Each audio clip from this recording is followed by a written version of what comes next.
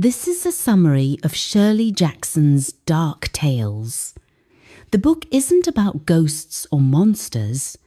It's about the strange, chilling things people do in ordinary life. Each story stands alone, but together they form a world where the everyday slowly turns sinister. The possibility of evil. An elderly woman lives on a neat little street and believes it's her duty to keep her town pure. Each day she writes anonymous poisonous letters to neighbours, exposing evil she imagines in them. But one day she drops the letter and her own cruelty is exposed. Louisa, please come home. Louisa runs away from her family on the day before her sister's wedding. She builds a new life in another city, changing her name and appearance. Years later, she returns home. But when she tells her family who she is, no one believes her. Paranoia. Mr. Beresford leaves the office with chocolates for his wife's birthday. On his commute, he's followed by a man in a light hat. Everywhere he goes, the man appears on the bus, in the subway, at the corner.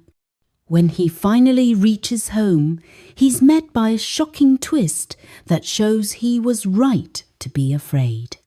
The honeymoon of Mrs. Smith. A new bride moves in with her new husband. The locals act oddly. They seem to know her husband's past, and it's not what she expects.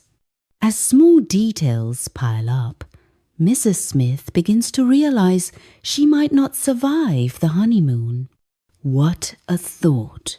A wife and her husband sit reading quietly together. She suddenly imagines smashing his head with an ashtray, a thought that horrifies her, then fascinates her. She tries to shake it off, but the thought won't leave. The summer people. A retired couple decides to stay at their summer cottage past Labor Day. The locals, usually friendly, become distant. The phone lines stop working. The boats stop running. When late fall creeps in, they realize they might never get out. The beautiful stranger. Margaret's husband returns from a business trip, but he seems different. His habits, his expressions, even his voice. Margaret tries to convince herself it's stress, but deep down she knows this man is not her husband. All she said was yes. The story is told from the point of view of a neighborhood gossip who is looking after a teenage girl after her parents suddenly pass.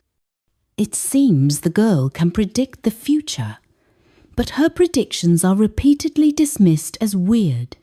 A visit? A teenage girl visits a wealthy friend's sprawling mansion for the summer.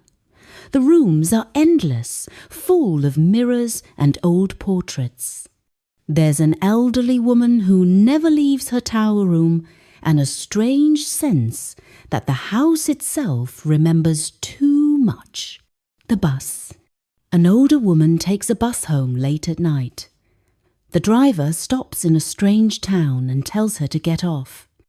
No one will help her. The streets are unfamiliar, and her home seems to have vanished completely. The good wife. Benjamin seems to be an exemplary husband caring for his bedridden wife. In reality, the woman is kept prisoner under the pretense that she committed adultery with the man who does not exist.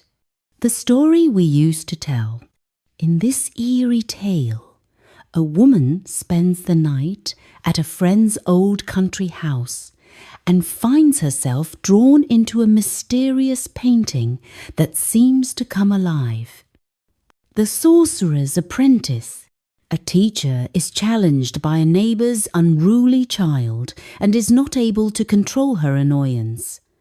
Just like in the original Goethe ballad, this leads to damage and heartbreak. Home.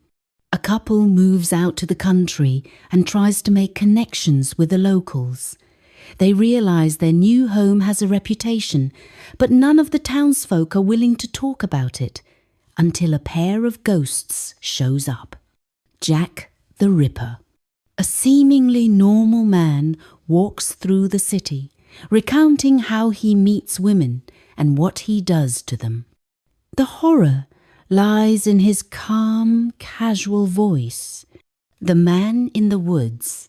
In his travels, Christopher comes across a cottage in the woods inhabited by an elderly man and a pair of women. While many things are odd about the cottage, it seems like Christopher will never leave. Family treasures. After the passing of her mother, Anne returns to her sorority house. Shortly after, possessions start vanishing, diaries are read aloud, and secrets are revealed. In Dark Tales, Shirley Jackson transforms the everyday into something strange, hypnotic, and quietly terrifying. Ordinary people cross invisible lines, and reality begins to slip. Her stories remind us that the scariest things don't always scream. Sometimes they just whisper.